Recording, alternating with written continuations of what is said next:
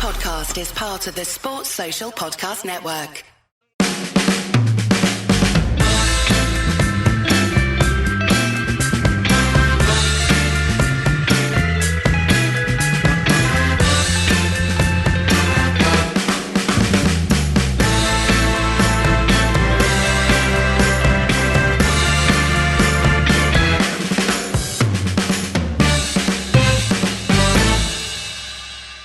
Why haven't we got Ed Woodward on this show? I don't know. Do you think he would talk to us? I mean, we've been fairly rude about him over the years. Is he on the list? Is he on the banned list? I think he might be. He might be on the banned list. I think we would have to take it if we were offered an interview with Ed Woodward, because it would be too fascinating not to.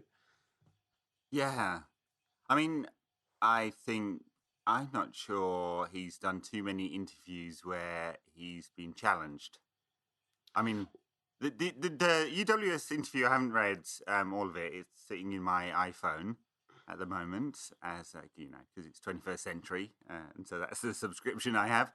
But I've seen a few of the quotes that have come out of there, and obviously Woodward's all hands was fairly widely leaked in the past week, which said some of the same stuff, and I think he's doubled down on some of the comments that he made at the last financial call as well. So, it's not his fault. But the funny thing, actually, one of the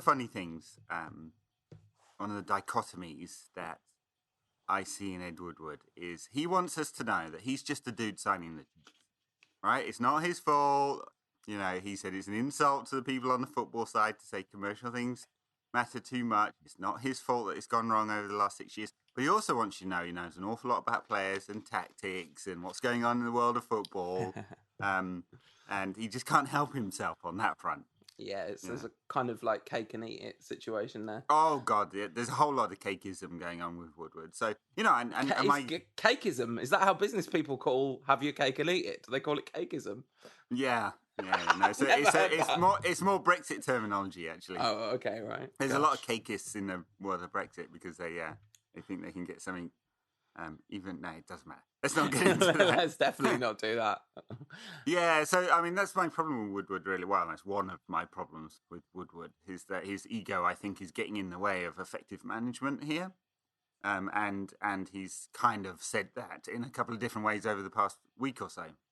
I do think it was interesting, the all hands leak, which was basically along the lines of, how dare people challenge what we're doing? It's not true that the commercial side is more important. And then there were a few of those numbers that I think were briefed, in particular the one around players that contracted to do 6 hours of work a week on the commercial side for United. And on average, they only do 48 and so on. Right. And the key headline, I guess, is the thing that it's an insult to the football people at the club that the senior management of the club are making football decisions. So who was it then, if that's the case? I really would like to know if he was asked the follow-up question, well, what happened in Mourinho's last summer then? Because I'm not saying that Ed Woodward's like, yeah, we've got to sign Daniel James. Like, I don't think that's happened. But somebody at that club, whether maybe it's the recruitment people, like maybe there are very power, because he was talking about the upgrades and improvements to the scouts. Maybe there's very, maybe that recruitment department has a lot of power in the corridors of power now. Maybe. The manager still has the veto. But I think it comes down to this too. One is the overriding basic principle that someone has to have responsibility. And at most companies, the best paid person is the CEO. And the CEO has overriding responsibility for the performance of that company, both financial, but also in terms of product. So, VW is found to have been polluting because it cheated on its engine testing. Senior management went some of it. Maybe that wasn't the best example. But I don't know. Widget company makes amazing widgets that everyone loves. Changes CEO, has 6 years of crappy widgets. CEO goes, So all I'm saying is there's responsibility, and I think Woodward likes to split football and commercial for the purposes of blame, right? So just keep on firing the manager. And then the second piece is, who signs the checks? I mean, in the end, someone is saying yay or nay to 80 million for Harry Maguire this summer when they said nay to 60 million for Harry Maguire under Mourinho. You know, so who signs the checks and who's responsible? Anyway, Woodward did say that there'd been challenges in the transfer market and they'd made some mistakes. No,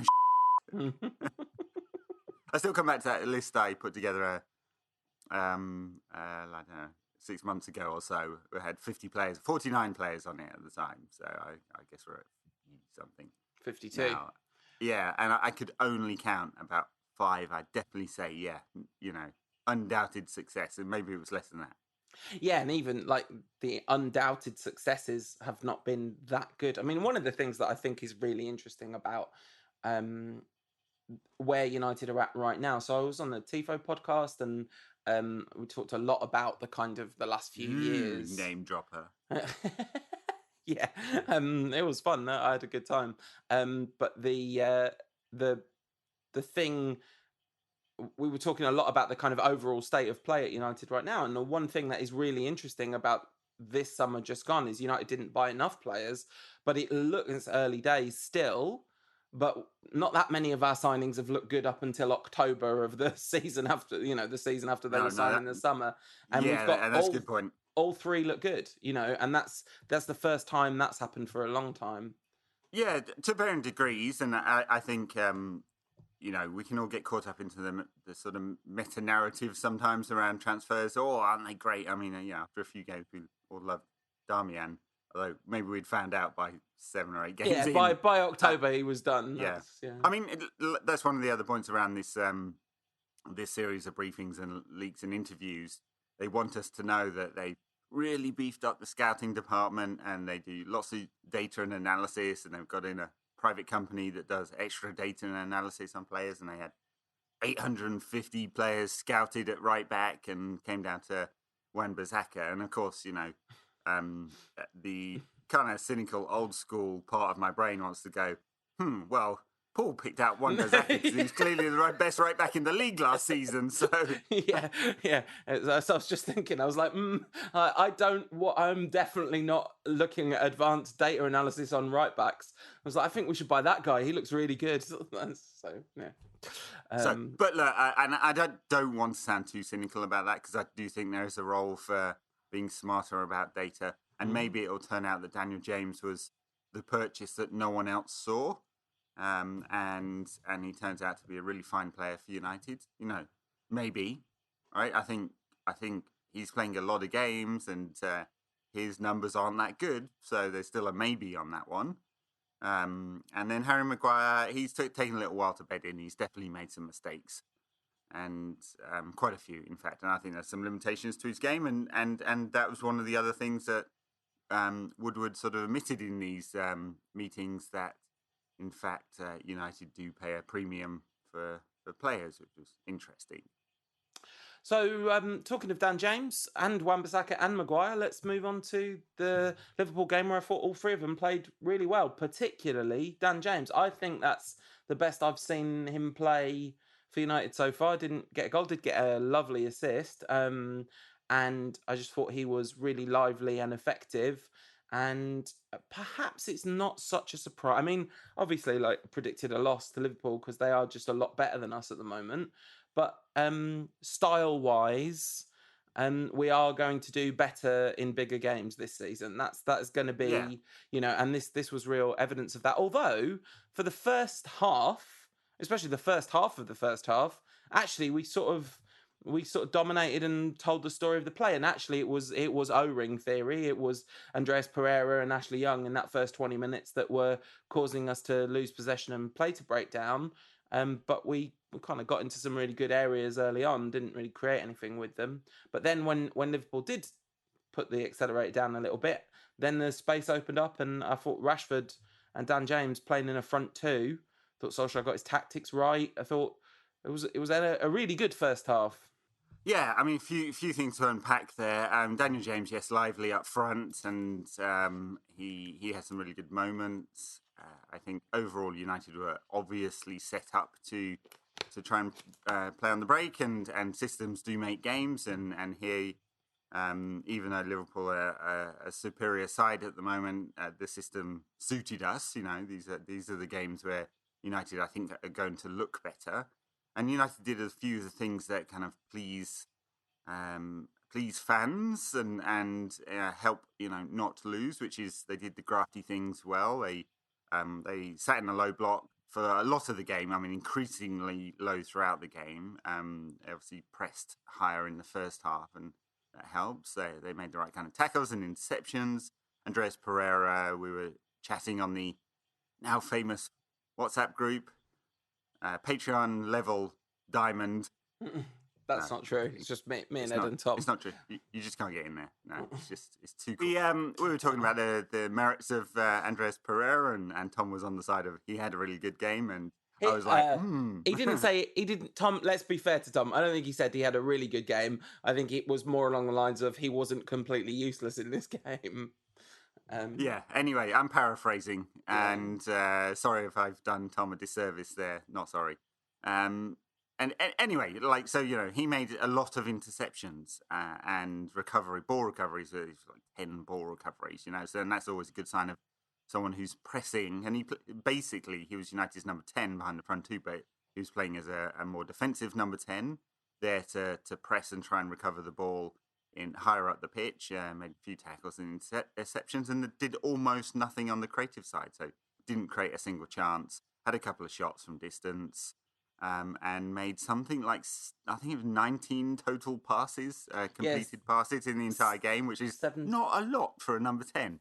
I just looked at the data because so it's 17 accurate passes but only out of 27 attempted. So this was really like hardly in the game, but hardly also in the game, yeah. Giving I mean, that's a little bit reflective of United's overall performance. So, 0.79 XG, and that's and what? How much is the goal? Let me just double check that because it's going to be a huge amount. 0.057, yeah, 0.58, I think.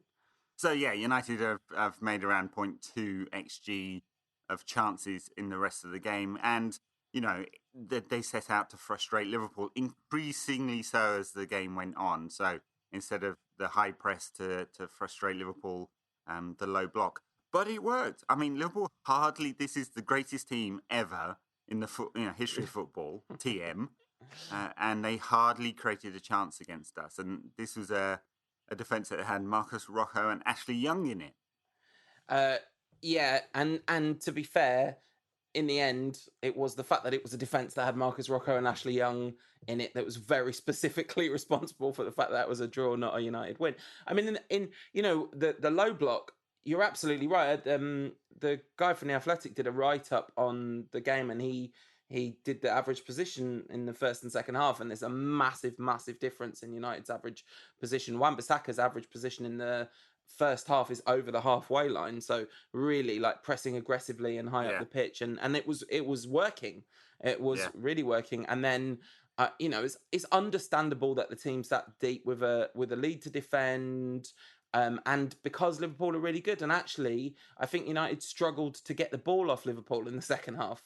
There's definitely a little bit of that. There's also the kind of concerning pattern of, and this is a hangover from the Mourinho era a little bit, that United don't seem to be able to retain that press throughout the full 90 minutes. I mean, similar to the game against Arsenal, where I think Arsenal just put the hammer down a little bit, and that's all it took to take over. And I think it's my pet theory about this basically is that the single biggest ingredient in that pattern is collective confidence, lack of collective confidence. That it is too easy to get this United side to go back into its shell because of everything that's been going on around the club for such a long time, and that is Solskjaer's biggest challenge, and that's one of the reasons why I was actually really hopeful about him getting the job, because almost his technical limitations, I did wonder whether he would have the kind of personality to help embed that kind of culture, and that's clearly still hasn't happened. Although it's not like they completely capitulated in this game. It was, and Liverpool probably still wouldn't have scored if it wasn't for, is the absolute classic thing of like the manager got his tactics right, the effort levels were absolutely right, and it was one moment of lack of quality and concentration that let them get back into it. Yeah, and in context, I guess we all thought Liverpool would beat us, and so United have done great defensive stuff for 85 minutes, and that one moment where the ball's passed. I mean, it's bypassed 3 players, and Wan-Bissaka wasn't close enough to the crosser either. And it's just one of those things you look back on that and go, yeah, it definitely could have defended that better, and did defend those kind of situations really well. I mean, remember in Robertson and Alexander-Arnold, Liverpool have got 2 of the most potent fullbacks in Europe. You know, these guys create a lot of chances, and they hardly did against No, United. I mean their XGs are just tiny fraction above 1 because and 0.6 of that's from their goal. So very similar levels of output from both sides from an attacking perspective, which is damning on Liverpool, or is also quite. I mean, listen, I am not sitting here on this institution that's a proud decade-old institution telling you, Ed, or you, the listeners, that I think Man United are good at the moment, right? Because they are not. But we hardly concede any chances at all. We are bottom of the league by over a goal. In bottom of the, as in top of the league, we concede the fewest chances in the league up to this point. Liverpool are over a goal of XG expected more than us, and the next team up is like almost 3 goals more over the course of the season. So are much superior defensively than we have been. Some of that is just the new players and a better system and more quality, and some of it's structural, and it's related to the other one where we are near bottom of the league for expected goals rather than expected goals against, right? Yeah, absolutely. And they are related. Yeah. And Solskjaer's problem now is United cannot just be a team that plays in transitions. There just aren't enough games where we're going to pick up enough points for that to count. I mean, it's enough if you just want to avoid relegation. I mean, but for making the top 4, it definitely is not enough. No. Definitely not enough. And if you look at the Liverpool model, so we're not going to be City, right? Because really, you do have to have Guardiola in charge to play that kind of football. There's almost nobody else ever that's played that kind of football. Liverpool, though, is a much closer model for what we actually could be doing, of creating chaos by what Liverpool do over and over again is create transitions where none should exist. And if we're going to play on transition, we can't rely on natural transitions because, like you say, there's going to be 5 games at Old Trafford max, and maybe Norwich at the weekend, because Norwich will not do what they should do against us, and we might actually win that game as a consequence. Yeah. Anyway, I mean, any further thoughts on the game against Liverpool? I mean, a really lovely goal that's worth talking about. Yeah, that's true. We didn't actually mention that. Foul-ish to get the ball. I don't buy it. It wasn't. I'm sorry, I'm not buying it. He. If you're clipped in the back of the calf, right? Two things about being clipped in the back of the calf. One, you don't go flying forward. So he's made something of that. He was looking for that. Mm-hmm. And I think actually if you slow that right down, his body is going forward before he's even challenged. He's anticipating the challenge. So that's 1. 2, he held the wrong bloody calf. He held the wrong calf. It's like there's a Bruder film. Yeah, I've slowed it down. There was a that second ball spitter. went forwards and then backwards 180 degrees.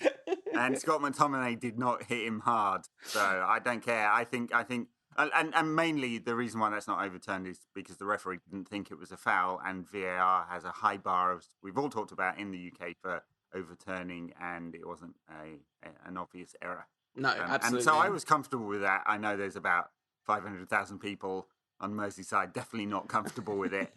And maybe my red-tinted glasses would be very different if it was the other way around. Yeah, I think what you'd be annoyed, but all the same things that you just said would apply. But I thought United actually that it was an example of us making a transition and what's the word? Taking advantage of. There's a word that means that. I can't think of it anyway. Taking advantage of that situation really effectively. Capitalising. That's it. Thank you. You see, I'm always accused by my boss at work of using too many long words. It's useful sometimes. I feel like capitalise is quite I mean, it's got a number of syllables, but it's a fairly basic level easy, word long to word, forget, yeah. isn't it? Yeah. So but the ball to get the ball to James, and then James's quick decision making, but also crucially Rashford's actual centre forward play, because that. It's great actually. If you look at him, he does all the things he should do. Bends his run to get into the right position, peels off the defender. He's on the blind side of the defender, in the zone to just tap it in. Yeah.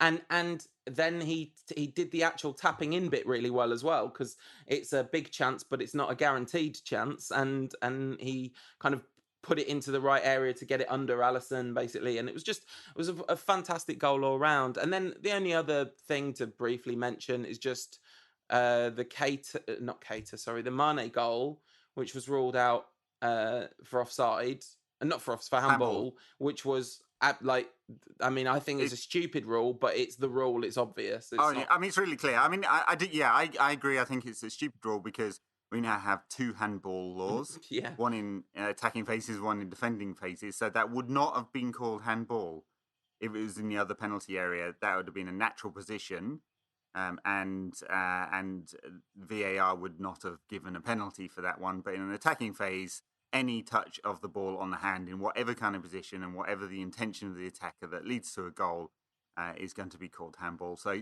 the correct decision, but it's weird that we now have two handball rules. It was funny as well, having watched like an insane amount of cricket this summer, to see like David De Gea come out tapping his arm, because that's like the review motion in cricket. So it's like calling for a cricket review basically. Anyway, yeah. So good. That was good VAR on the basis of the rule, which is a bad rule, which probably only exists because of VAR. So it's all we know what it is. What it is. And when their actual goal went in, I was like, surely there's some offside in there somewhere. And then you watch it's like, no, there's no offside. There's only very, very bad defending. So it was unfortunate. But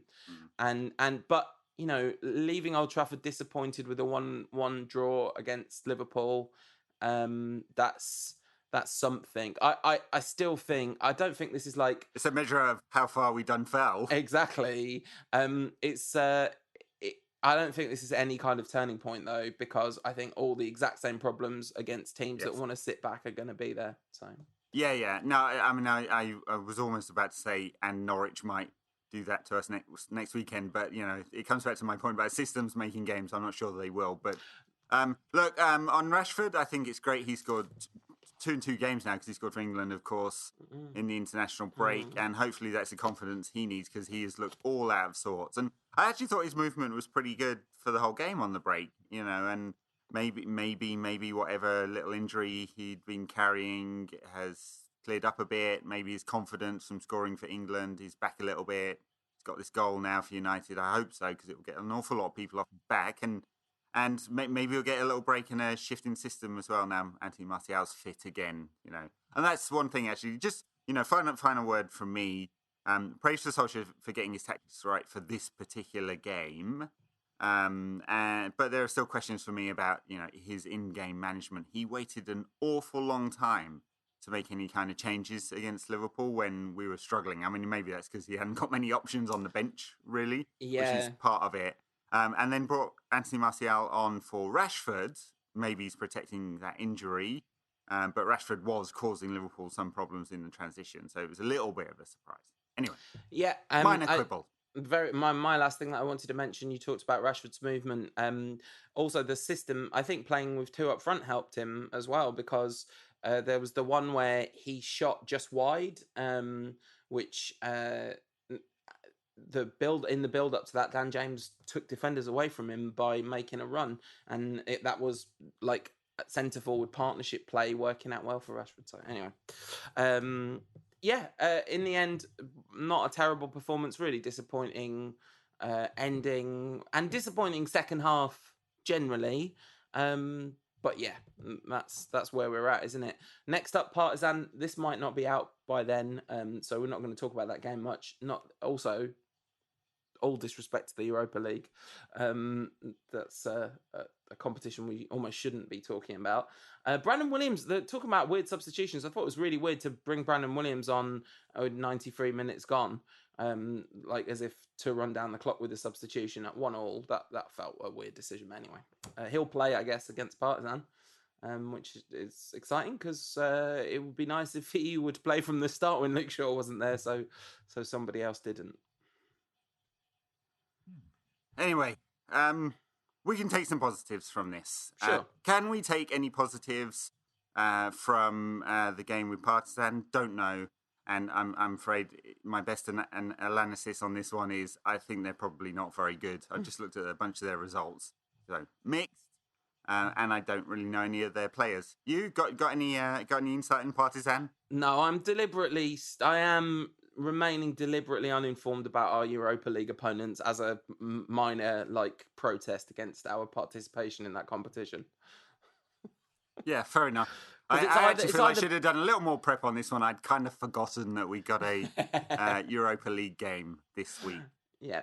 This is going to be a problem for us all the way through the group stages of the Europa League. It's just very difficult with the podcast recording schedule. Essentially, Europa League games are particularly challenging, and it's with Champions League games. It's not that much easier schedule wise, but there's at least some motivation to try to do something to acknowledge the existence of the Champions League, which is really difficult to care about the Europa League this time around. And yeah, it's sort of like simultaneously feels really below our level in theory to be in that competition, but also kind of above our level in that I don't actually really think we've got a realistic chance of winning this competition. I don't think we're good enough for it. So we're both too good and not good enough for the Europa League. The only interesting thing I know about Partizan is their coach is Savo Milosevic, the former Aston Villa striker. Ah, there we go. There you go. Aston Villa beat Norwich City 5-1 the other day. They did well. What an amazing transition. If only we'd planned it. Yep. What do you think the chances of Manchester United beating Norwich 5-1 are? I'm not sure that Manchester United's first team would beat Manchester United's under-9s 5-1. We just don't create enough chances. So I think no, it's very unlikely, even though they play with this, ridiculously open system. And they're completely committed to playing really good football, which is commendable, but they are very, very open. Which is it's kind of weird one for United because, obviously the games we're struggling are ones against the supposedly lower ranked teams that are going to sit in a low block, and we've got absolutely no answer to that. This will be an interesting one where we're playing against a team that won't play with a low block, is open, does allow for chances to be created. Will United be able to create any chances even in that system? Yeah, so what you're asking basically is, are United good enough to go toe-to-toe with Norwich? God. Yeah, maybe. And look, they do throw a lot of players forward from midfield and defence. Aaron's on the right-hand side. He's going to get forward all game. And that is going to leave United room to play on the break as well. And that is supposedly where we're able to create chances. We should be able to create chances, we just don't.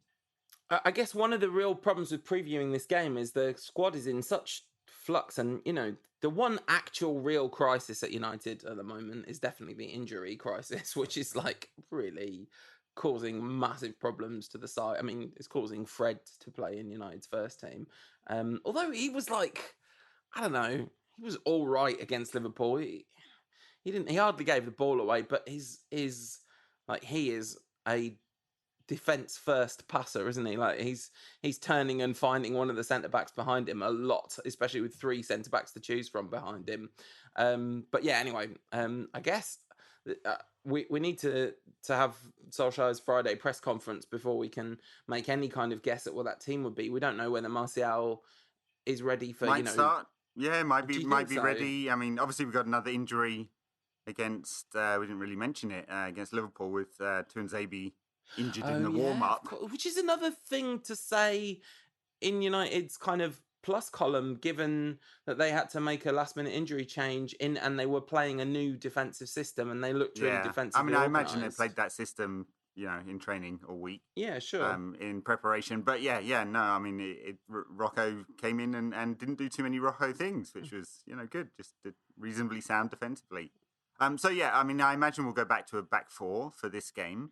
It's gonna be Wan-Bissaka, Maguire, Lindelof, and Young. I imagine. Shaw's some distance away from fitness still. I think. I don't remember any word on him being fit. Tuanzebe, hopefully it's not too bad, because he's, it's been pretty positive for him so far this season, hasn't it? And I don't know if Pogba's ready yet. He's got this ankle problem. I think he's still out for a while yet. And De Gea was a muscle injury, and that's probably keeps him out of this game too. No, that's not right. De Gea was fit. What am I talking about? Yeah, he played against Liverpool. So, yeah. Still, like, was that? I don't know about the Tuanzebe injury, but if that Tuanzebe injury was also a muscle injury, honestly, it is time to call Raymond. It's time to get Verheyen on their high knees. Like, I mean, one note of defence, which I think actually Solskjaer mentioned this week. Liverpool got a lot of injuries when Klopp first came to the club, and he had to adjust because he was used to pushing his team really hard and them having a month off in the Bundesliga over the winter. He had to scale that back a little bit in training in order to stop the injuries happening. And so clearly something has to happen. I mean, he's a year in the job now. It's not just, they'll get used to it. There's a problem. We are having a lot of muscle injuries at this club. So something will have to change there, or otherwise we'll be talking about injuries for the whole season. Yeah, absolutely. Norwich game, we're a week out and there's another United game in between that, so it's very difficult to kind of do an in-depth preview, but I would say I'm much more optimistic about this game than I would be if we were going to Sheffield United away. Actually, that's probably a bad example because they play reasonably attacking football against pretty much everyone, but Chris Wilder seems to be the kind of manager who would adapt to the opposition. But, if we were going to pick any mid-table club you like away, I would feel more nervous about that than I do about this game. Although I think we are genuinely going to struggle to. What we really have to avoid is going 1-0 up and sitting back too far and not, and trying to soak up too much pressure, because Norwich will generate pressure and United will find it difficult to get the ball off them, because they're one of those teams that keep the ball well, so. Yeah, and that's all system, because they're still playing basically with the Championship squad. Yeah. So anyway, I mean, I mentioned Aaron's earlier. I like him. I think he's definitely one who's going to do well. He pushes forward really well from fullback, and on the other side, Jamal Lewis does a similar thing. They do play with these really high fullbacks, which is an opportunity, depending on the system we have. And obviously, Timu Pukki has been scoring for club and country a lot this season. Yeah, to the extent that Finland might get into the Euros, which would be remarkable. It would be. So, prediction for that game before we do some Twitter questions? God, it's really hard to say. It's really hard to say. I think United do struggle to create chances, but we will be gifted some just in basic transition. So I'm going to say 2-1 to United. Yeah, that was exactly what I was going to say. So I'm not going to go for Of course it was, mate. No, not an original thought there at all. No, I'm going to go for 2-1 for United as well. I'm not predicting the score in the Partizan game because it would be disrespectful to the very concept of Partizan, given that I have literally no idea who any of their players are. So, and no idea. Well, I'm just hoping we managed to get a shot on target because we didn't in our last Europa League game. Yeah. David De Gea had said what he'd said before we recorded the show last time. Yes, we talked about it last time. Yeah. Okay, great. All right, so let's do some Twitter questions before we can. We should say at this point, it's going to be a shorter show than normal this week because we are on different time zones, and this was literally the only option we could get a show out at all, and we didn't want to wait ages again. So no extra backers content this time, but we'll do extra backers content next time. Extra backers only Q&A or something like that. Yeah. Great. Twitter questions. So, PPS, he says, nice pod with Tifo, Mr. Solskjaer. You mentioned it earlier. It was a good pod, good conversation. Thank you very much. I really enjoyed it. It was part of my little podcast tour of London. It was good. pod whore. Cal Gilgert, another friend of the show. Fred, question mark. God, interesting one, because he wasn't a disaster against Liverpool, was he? But he is generally a disaster. I'm still wondering what he really does. Yeah, I mean, Fred, question mark. That's the question has its answer baked into it, doesn't it? It's like, Fred? I don't know. It's one of the weirdest signings ever. And you know what's really interesting about it is all this talk about like data-driven signings, and you know we like to talk about data on this show, and I generally am not a Luddite when it comes to data. I find it fascinating. But one of the things that I heard some Arsenal fans on the Touchline Fracas podcast talking about was when they went through their very big data-driven signings period, you could almost see which of the players were data-driven signings because they met the exact kind of same templates and they had the same kinds of weaknesses. So they would look great in the numbers and then not work in the systems and all this kind of stuff, which I thought was a kind of interesting point. And Fred, to me, looks like someone's misread some data. Like he put up some good numbers. He had some good analytics somewhere. He looked good on one of those little stats bomb circly things. And then you see him in action and you're like, oh dear, that's not good. Yeah, I mean, yes, I don't know how much of a data-driven signing that one was. It seems to have been blamed on Kieran Maguire. No one really wants to take responsibility. Kieran McKenna. Kieran McKenna. I called Kieran Maguire, the writer, Kieran McKenna on the other podcast. That's why it's in my head. Well, yeah. Football Nugget says, can three at the back help us in creating more chances against low blocks? Gives more protection to Pogba, good wing backs available in Dallow and Shaw. Yeah, I mean, I don't know that the two things are related. I think we're going to have reasonable protection anyway, even in a back four. It would allow Pogba more freedom and he could play two up front. I don't think he'll do it too often this season. But I think if we're going to play with three at the back, I wouldn't mind seeing Wan-Bissaka in the three rather than at wing back because that's his strength in defending. Sorry, the only counter to that is his defensive attributes are really useful high up the pitch too, aren't they? Because then they create transitions. So I would love to see him play as part of the three at the back. If we play Chris Wilder style overlapping centre backs, that'd be brilliant. I don't think it's going to happen too often this season. Anyway, no. John Firth says, did the presence of Roy Keane scare Souness into actual United praise yesterday? I mean, Souness was apoplectic at half-time about the Origi McTominay because in the disallowed Liverpool goals. No, I'm not sure he did. I am enjoying Roy Keane, though. He is box office. Yeah. He's not a good pundit.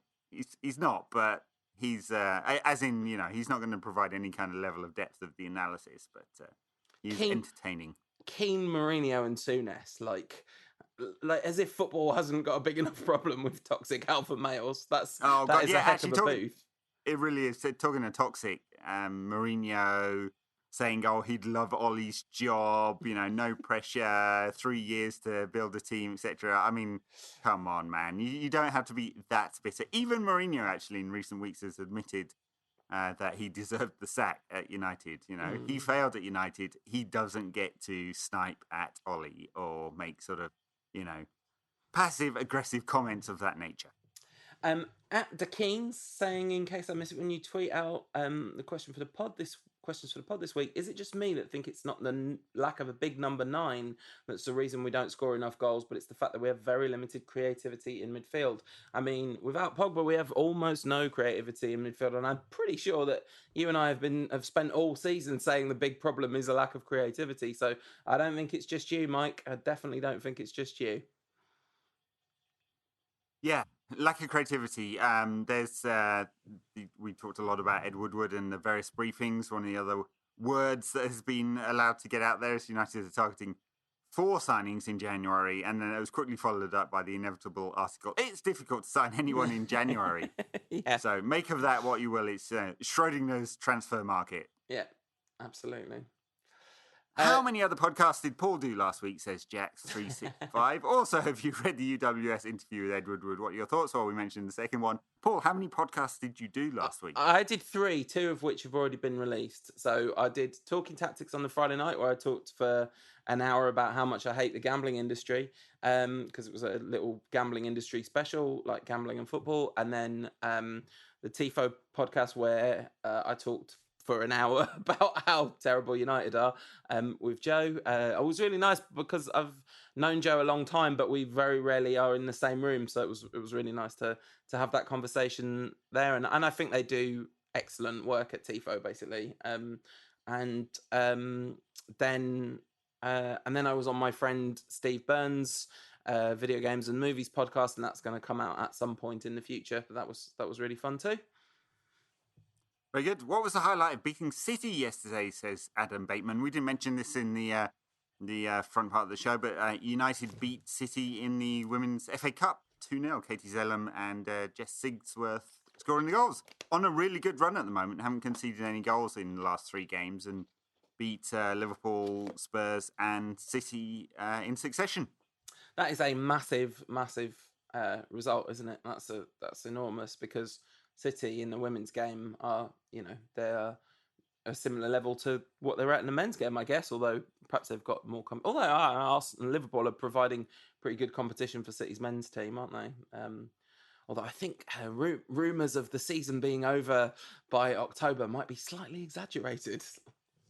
Yes, yeah. On the women's game, I mean, United have a very competitive team, not going to win the Women's Super League. Not going to get relegated either. And I think, one thing you can really take out of the women's team is just how together that squad is, and how confident they are feeling, and how determined they are. And they've got an awful lot of really young players in that squad, and they seem to be growing by the week. Shout out to the supporters there, because they follow the women's team home and away, and they make a fantastic noise, and it's actually a different thing in the women's game, because there haven't been these big blocks of away followings, but United take quite a lot to every game. This one was at home, but really good support. Yeah, Did we even mention it? I went to United's game against Tottenham. That was fun. Took the kids, it's nice atmosphere. More United fans than Spurs fans there, and because we fill stadiums, not quite full, but a very good performance from the women's side in that game. Some weaknesses, I'd say. United, they could really do with a number 9. Is most of my observation of that team. But some very good performances in both these games. Brill. All right. I think given where you are and what you've got ahead of you today, Ed, and what time it is there, we should let you go and get on with your day. Thank you to everyone for listening. Sorry it's a short show this week, but next week it'll be back to us moaning about the Glazers for an hour and a half. Sound good, Ed? Yeah. Always up for moaning about the Glazers for an hour and a half. Yeah, it's really interesting to see the protest bubble back to the surface again. And there is there's part of me that's like, I really hope that the next time we spend a couple of 100 million on some big name signings, these protests continue, because what we've seen over the last 6 years is that they've really, really come and gone. And there does feel to be a peak building. It's interesting because Solskjaer is a manager who is he's not bulletproof from criticism, and there's definitely a generation of United fans who I'm sure are absolutely sick of the generation older than them's nostalgia getting in the way of United having a proper manager. But the Solskjaer has got so much love from United fans that when things are going wrong, it's much more difficult for the fans to turn on him, and they're more likely to turn their eye on Woodward and the Glazers, which I don't think is a calculation that Woodward himself probably factored in too much than he possibly should have done. Yeah, and final word for me, just something I wanted to say, because more stories surfacing this week that United might be ready to sell out to the Saudis. Obviously, Kevin Glazer has converted a whole block of his shares. We did talk about this, I think. I can't remember. I mean, United have this dual-class share structure. It's very common in the tech world, not so common in the non-tech world. where you have A and B class shares, and the B class shares have 10 times the voting rights. So the Glazer family has actually sold off about 25% of the United share stock. That could change in future years by just issuing more stock, of course. But they retain 99 point whatever % of the voting rights. So totally in control. But Kevin has converted his shares. That is normally a sign that he's prepared to sell. So, and there have been these stories over the years anyway that not all the Glazer siblings are on the same page here, because some of them are much more interested in working with the Bucks. Kevin's one of those, or with the foundation, Darcy is one of those, and it's really Joel and Avram who are super interested in United. So maybe a sign that there are more splits within the Glazer family. Probably not a sign that they're about to sell. Woodward did say, no, they're in it for the long term. So we'll see, but more stories about the Saudis, which would, frying pan and fire situation. That one, as bad as the Glazers are, they're not conducting a murderous war in Yemen or murdering journalists or beating people in the streets or denying rights to their citizens. So, let's hope that one doesn't happen. Glazers, sell to someone else, please. Someone, nice. Not that many nice people with $5 billion. This is a clear problem. All right. Thank you for listening, everyone. We'll be back after the Norwich game to do. I think are we in the same country by that? Not quite. We're not quite going to be in the same country by that point, but hopefully we'll find a window in your schedule. If there's a little delay, we shall. If there's a little delay, we'll make sure that we make it up in terms of a volume of content, at least, if not quality. No, it should be all right. I will still be in Los Angeles next weekend, but I will find time to do this. All right, magic. Thanks, everyone. We'll see you soon.